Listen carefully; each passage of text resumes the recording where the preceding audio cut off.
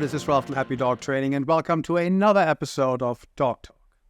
Today, we're going to talk about stress in dogs. Now, we had a previous podcast called the Layered Stress Model that was in the earlier days of the podcast, and this is not in contradiction to it. It's kind of like an amendment to it, because all the things that we discussed in the Layered Stress Model 100% apply, and there is really no difference to what I'm going to say here today. I want to make some additional points about stress.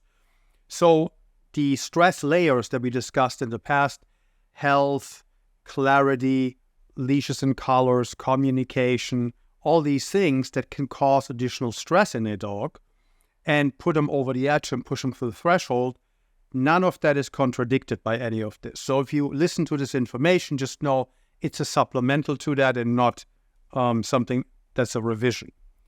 So stress in general is something that in dog training or even in people is considered a bad thing, right? Nobody wants to be stressed. Stress isn't great. Who wants to be stressed out? It's much better if you're not stressed. So, but that's not really what I mean when I talk about stress in dogs today. It is about stress spikes from certain experiences. So in dog training, when we train to accomplish a behavior, to teach a sit, down, stay, or more complex task, or service task, or recalls, or whatever, it doesn't matter what we're training or what we're stopping. During this process, there is stress in the dog while they're trying to figure out what it is that we want from them, while they figure out the parameters, what's included in a command, or what they're supposed to not do. There is going to be some stress involved. And that is the same as it is in us. So there is no difference in terms of learning stress between an animal and a human. So when you go to math class, or when you first learn to ride a bike, or you first learn swimming, there was some stress, right? So maybe your head went underwater in the pool, or you fell off your bike and the training wheels had to come back on, or it's the first time your parents didn't hold you when you were riding a bike. It's all these things that are causing some stress in the process. So if we were to measure your cortisol levels, which is the stress hormone that we can measure in the body, in those moments where you have these learning stresses, they would be pretty high. So if we take somebody who was maybe struggling a little bit with math, and they're going into a math class and they're not quite getting the lecture of the day, and then the teacher calls on them, well, if I measured the stress right in that moment, it's probably going to be pretty up there, because like, oh, I don't know what the answer is. So stress is part of life. Stress is part of learning. Stress is unavoidable.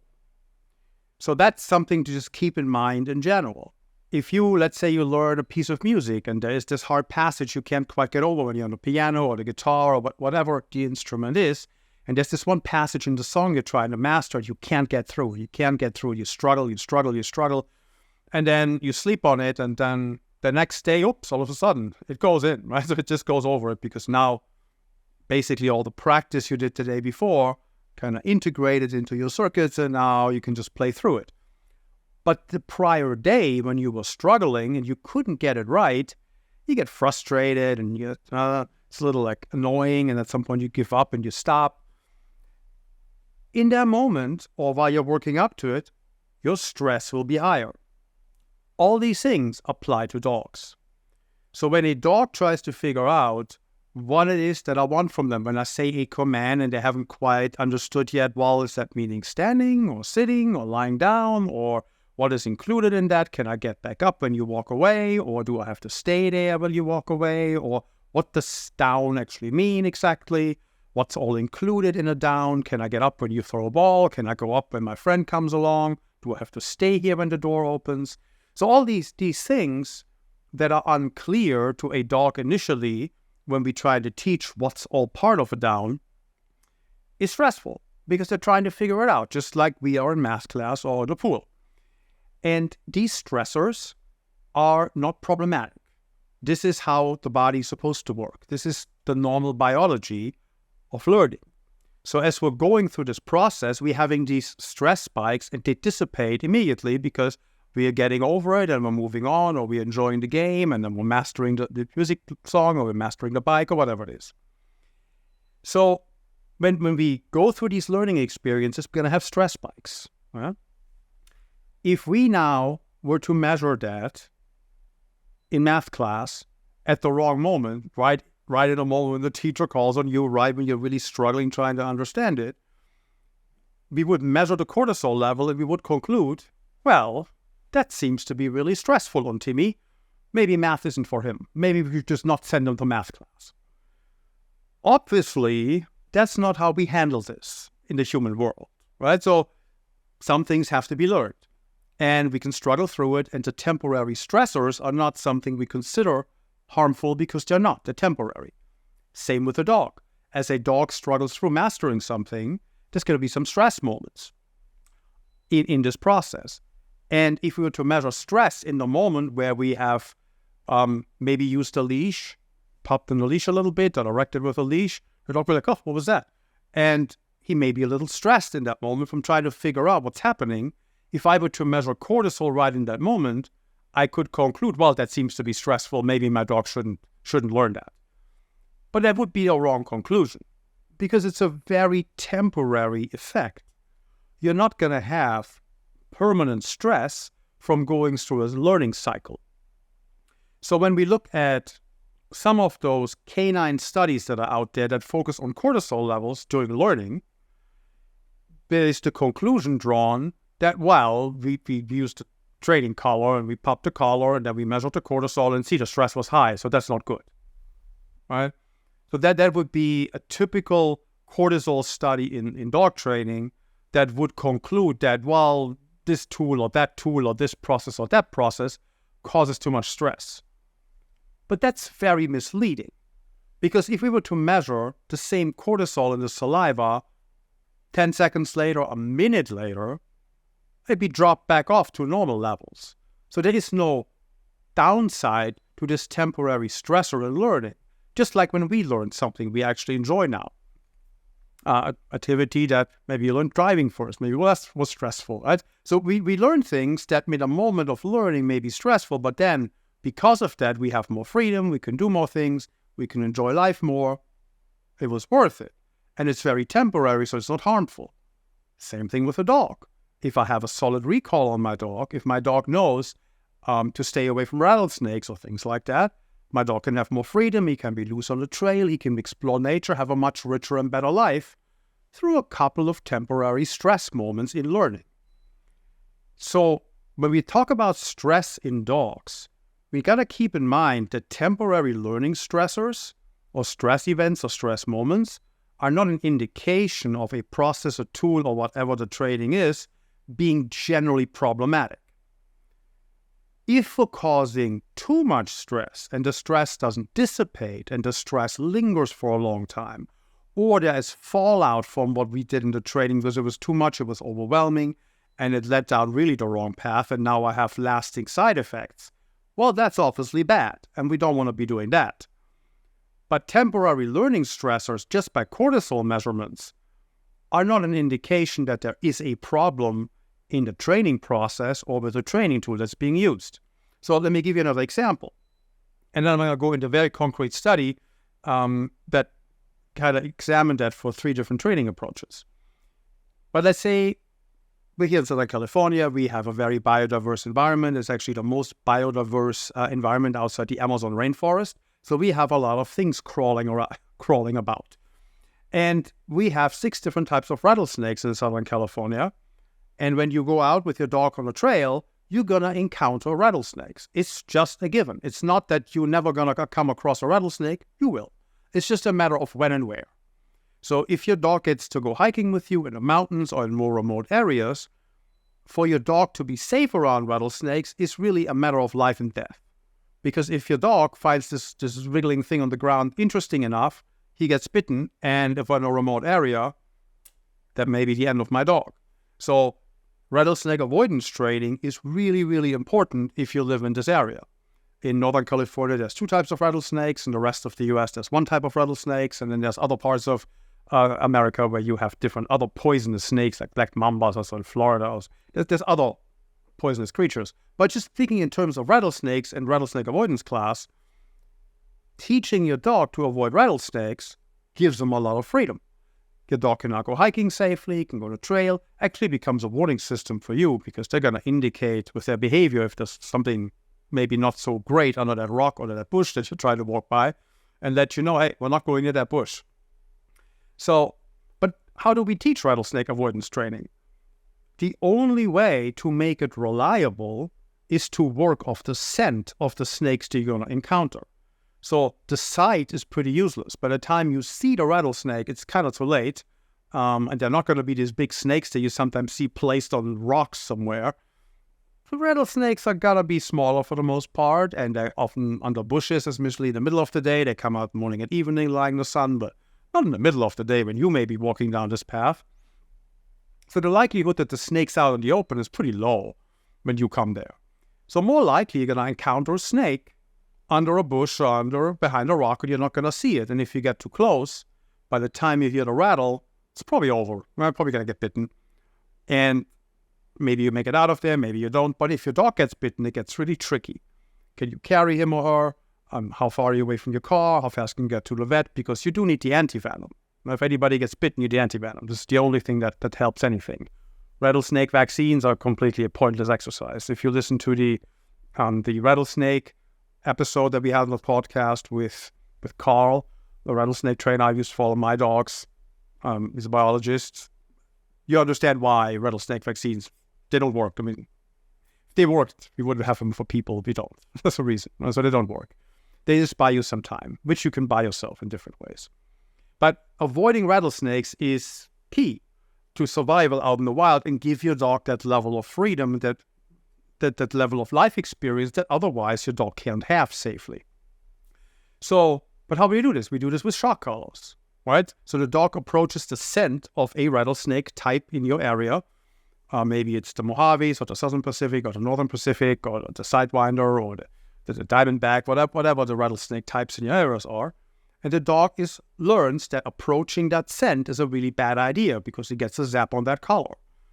And that's done a couple of times. It takes 15, 20 minutes in a proper parkour with proper training to get a dog conditioned to avoid rattlesnakes.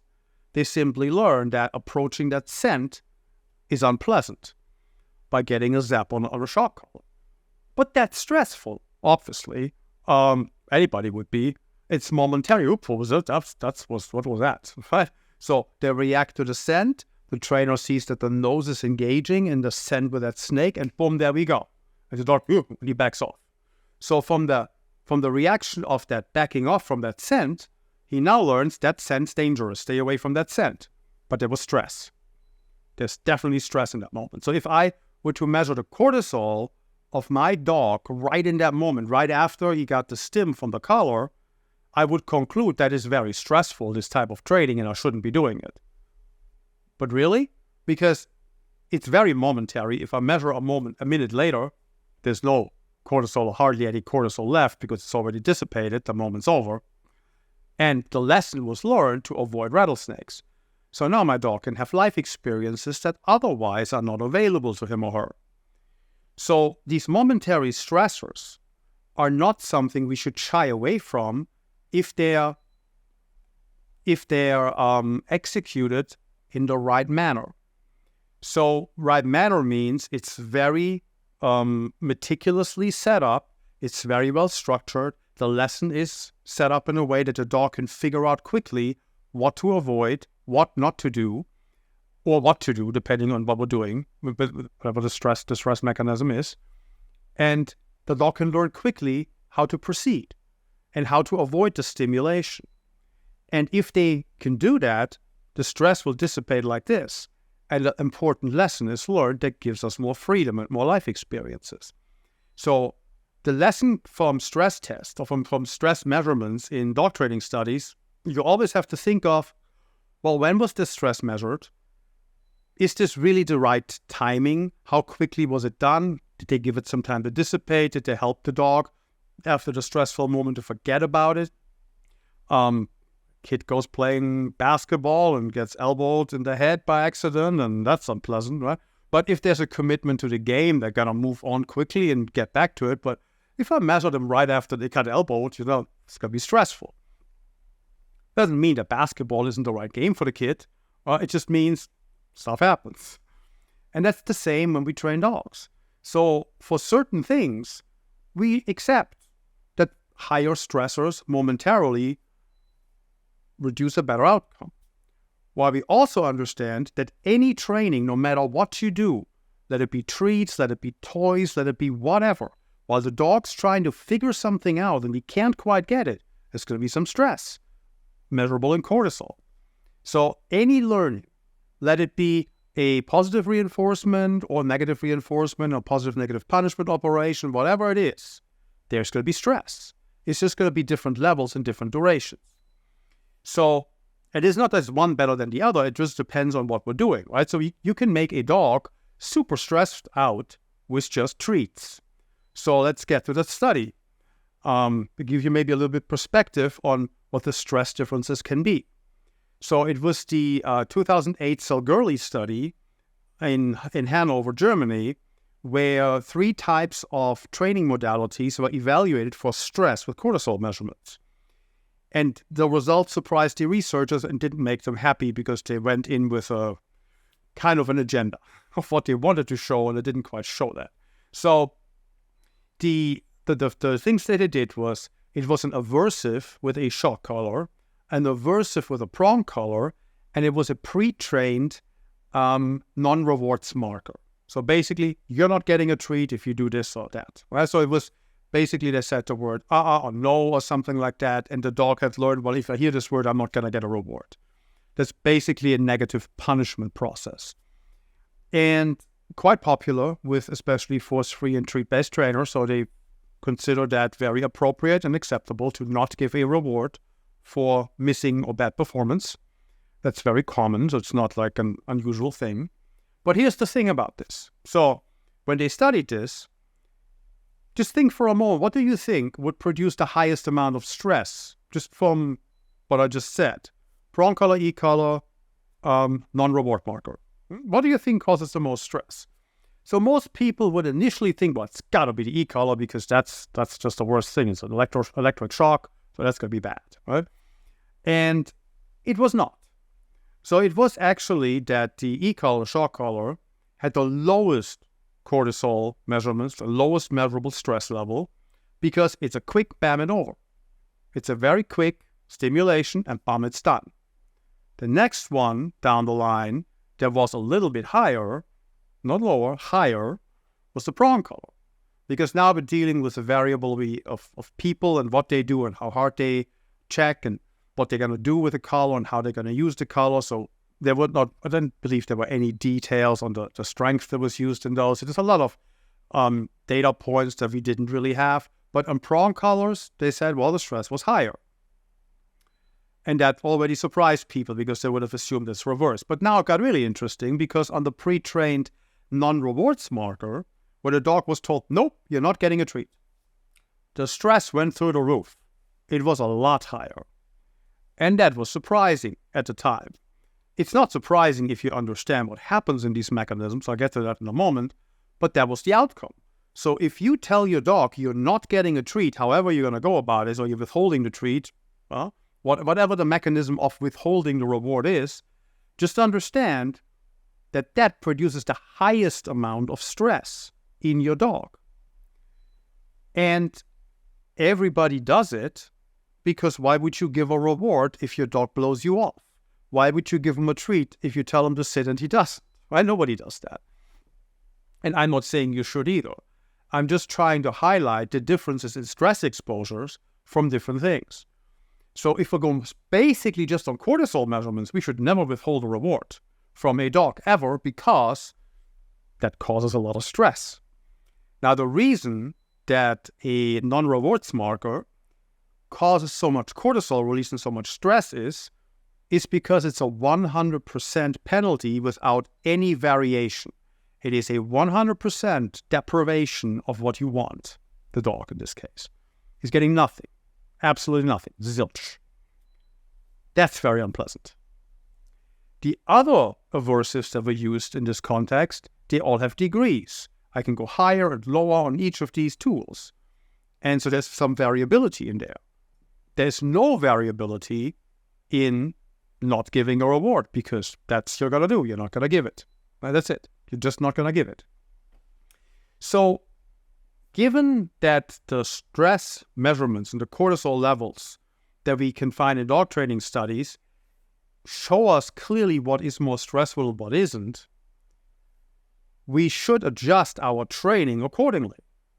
Which then means, if you think through the Salirli study, I'm going to link it in the podcast, you can read it too, it is much more preferable to give a penalty with an e-collar than to withhold a reward if we're simply talking about stress.